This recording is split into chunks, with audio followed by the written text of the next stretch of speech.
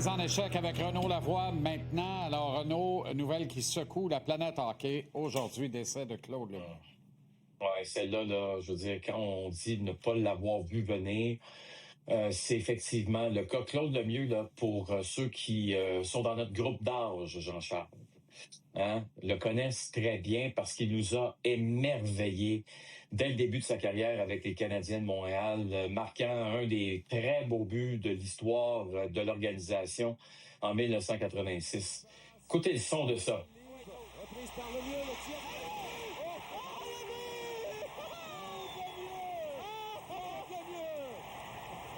Et celui qui crie là, comme ça, là, qui fait des c'est Mario, parce que Mario était un joueur à l'époque. Joueur actif, mais n'a pas pu blessé. Jouer. C'est ça, à une épaule. Sa carrière était terminée. L'année d'après, il commençait déjà dans le monde des médias.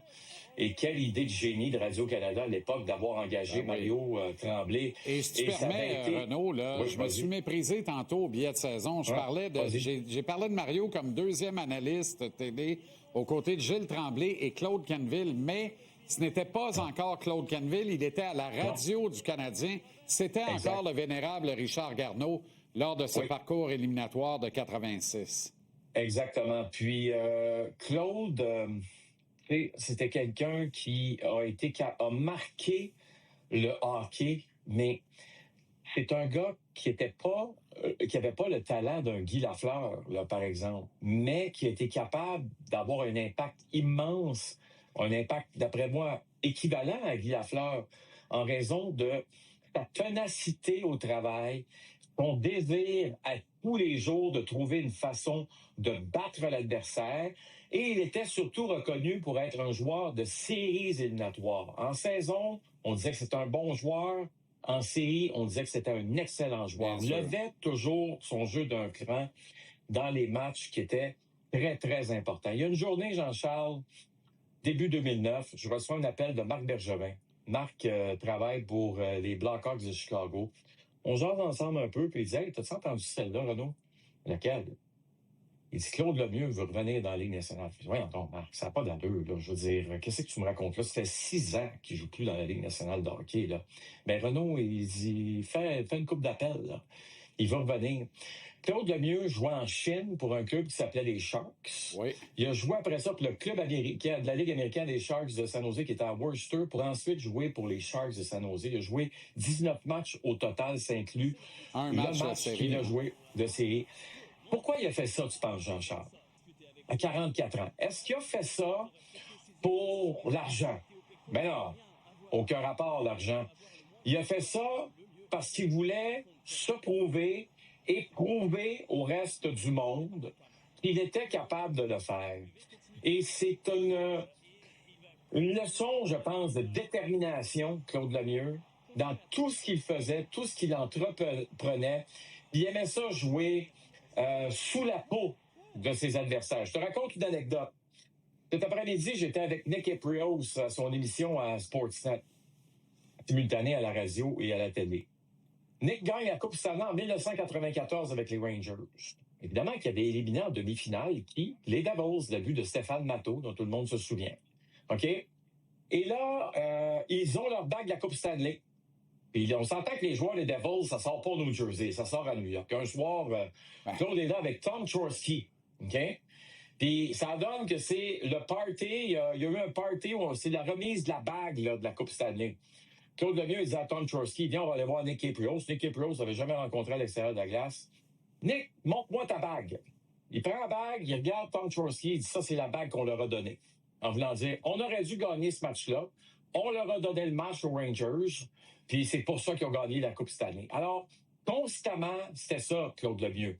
Il aimait ça déranger, mais c'était un chic type que quand vous faisiez une entrevue avec lui, c'était très calme, il ne savait pas de donner un show. Il était réservé dans ses propos, mais il a connu une carrière phénoménale. Phénoménale. L'incarnation du gagnant. Parle-moi du Canadien maintenant. Y a-t-il des solutions? Reste-t-il des solutions? Du gaz, on sait qu'il n'y en a pas, mais y a-t-il des solutions pour en retrouver? On a-tu un oléoduc qui va passer? Avec Steven Guilbeault qui va faire du cheval dessus. Non, Steven Guilbeault là, qui mange de la... Écoute, c'est pas compliqué. Ce soir, c'est la soirée la plus importante des Canadiens. Pas demain soir. C'est ce soir que ça se passe. OK? Il n'y aura pas de micro, il n'y aura pas de caméra, il n'y aura rien de ça. Mais c'est comment ce groupe-là va se parler dans le blanc des yeux et va trouver une façon d'amener une énergie qu'on n'a pas vue dans les 2 derniers matchs. OK? Puis, oui, ils sont capables de le faire. La dernière fois que j'ai entendu que les Canadiens, là, c'était terminé, là, c'était dans le match numéro 4 face aux Maple Leafs en 2021. Les Maple Leafs avaient traversé le Canadien. C'était 3-1 en série. Moi, je faisais de la radio à Toronto. Je parlais déjà des Jets de Winnipeg. À quoi allait ressembler la série Jets-Maple Leafs? Elle n'a jamais eu lieu. Mais pour ça, il faut que les leaders de l'équipe, ça commence avec le capitaine, regardent plusieurs joueurs dans le blanc des yeux en disant « Toi, t'es capable, toi, t'es capable ». Puis en même temps, Martin Saint-Louis doit donner de l'aide là, à ces joueurs-là. Ouais. On doit leur dire, 1, vous allez commencer à jouer avec la tête libre.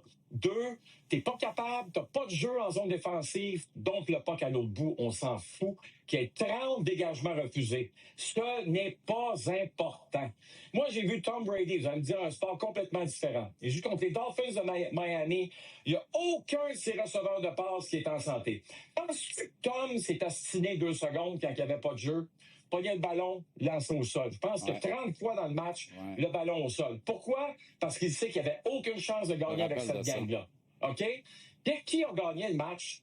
Les Dolphins ou les Patriots? Je te garantis que les Patriots ont gagné. Ils ont peut-être gagné 10-3. On s'en fout. Faut que ça soit laid, affreux. Faut qu'on joue la tête libre. Puis on s'en fout du système. Let's go. On joue, puis on a du fun. C'est comme ça qu'on joue au hockey. OK, il y a des patrons hockey qui n'aiment pas bien voir leur gars aller au championnat du monde. Très rapidement, on a 10 secondes pour confirmer qu'on n'est pas de bonne humeur à Edmonton. Garde ça vite fait. Evan Bouchard avait une commotion il y a un mois. Regarde ça ici, là. Lindgren, il l'assomme d'un coup de coude d'en face. Pour un championnat du monde de hockey, es-tu sérieux? Moi, je prends cette image-là.